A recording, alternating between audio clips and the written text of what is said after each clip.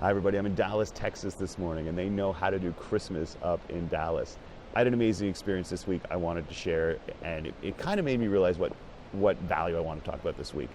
My friend Blake Fleischacker, an amazing guy, most people just call him Blake Fly, put together an event this week called New Year's Evolutions.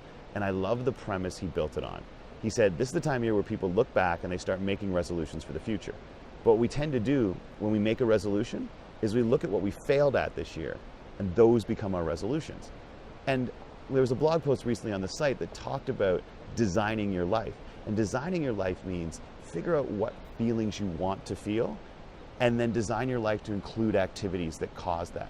And so when we create resolutions based on things that made us feel bad in some ways, I think that we're missing an opportunity at the end of the year to look back and say, what made us feel good this year, what made us feel empowered, what made us feel like we're the person we want to be, and designing the new year to include those activities. I don't think failure is a bad word. I don't think we should avoid it, and I think that we should acknowledge what we failed at and aim to fix it. But I also think that when we make resolutions, it should be to continue or to re-engage in things that brought us the feelings that we wanted. There's a really cool activity that Blake had us do, and I'm a pretty self-reflective guy, and I found this really useful.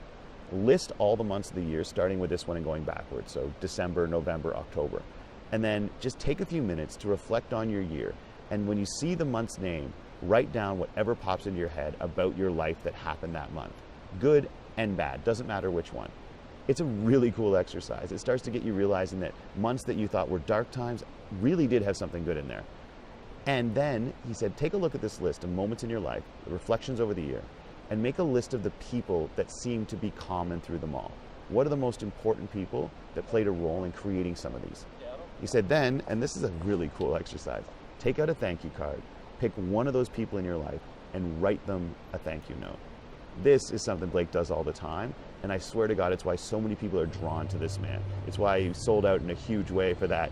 When I mean sold out, he sold all the tickets and had to actually create another event when he was just hoping to have 20 people come out. The next one is this. Take a thank you card and stick your name on the bottom of it and write a thank you card to you for the past year. And this was an amazing experience to me. Like, take a moment to give yourself some credit for what you put yourself through this year, for what you managed to accomplish this year. And for me, I said thank you to me for trying to take better care of myself. I said thank you for realizing that even though I've succeeded in some things, I need to do more.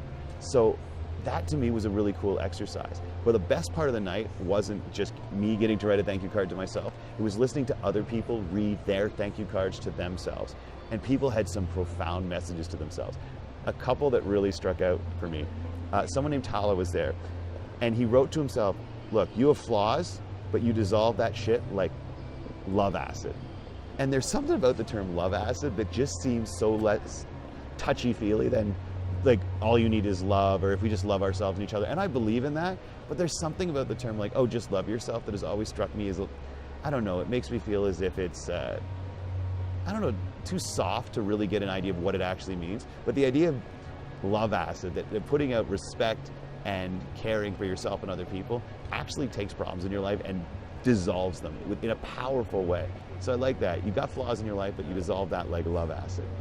And one of the really powerful phrases that I heard that night was by someone named Sarah, who said to herself, thank you for acknowledging that by not being perfect, you allowed yourself to be everything else. And the whole night was worth it just to hear that.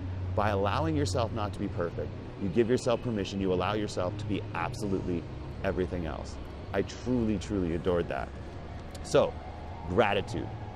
Blake's whole idea is gratitude. Gratitude for yourself, gratitude for the people around you. So I went up to him after and said, man, I've had a great time. I'm gonna do the video blog on gratitude this week. How do you define it? I said, you gotta tell me. So I wrote down Blake's definition here. So he said, gratitude is a commitment to honor the good, the bad, and the ugly for the person it helps you become. And I kind of expected a different answer from him. I thought it to be incredibly all positive. But gratitude is a commitment to honor the good, the bad, and the ugly for the person that it helps you become. Now, how do you live gratitude every day? This question. What did I do to say thank you? See, Blake actually has custom cards made up with thank you on it, and you can write out, but what did I do today to say thank you? Thank you to yourself, thank you to other people, thank you to a stranger, whatever the case may be. If you embed some action that says thanks today, And when you say someone, when I say thanks to someone, it could be yourself. What you're doing is you're making sure you're embedding a recognition of good things, bad things, ugly things in your life, and you're recognizing that it's somehow making you a better person. So, thank you so much, Blake, for an extraordinary experience this week. Make sure you sit down, reflect on your year, build your resolutions based on the things that made you feel good. Design your life, and make sure you take a minute to show gratitude by saying thank you to somebody. Mostly sit down and write a thank you card to yourself. This is the Day One Leadership video blog. I'll see you next week.